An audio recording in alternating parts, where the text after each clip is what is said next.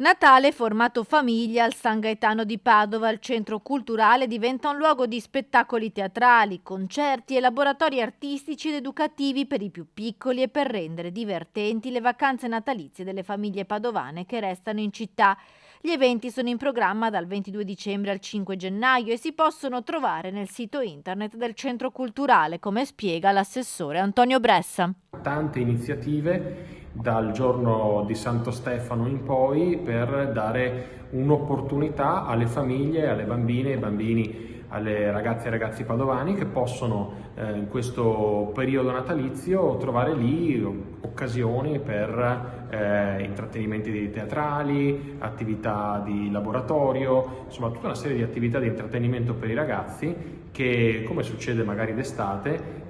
viene offerto in questo caso nel periodo natalizio. Questo fa sì che il Centro Culturale San Gaetano sia vivo, tra l'altro in un periodo in cui c'è anche la mostra Disney che ben si abbina a questo tipo di attività e di laboratori e fa in modo che le famiglie possano avere un luogo dove portare i propri figli, dove stare insieme e festeggiare il Natale anche nel Centro Culturale.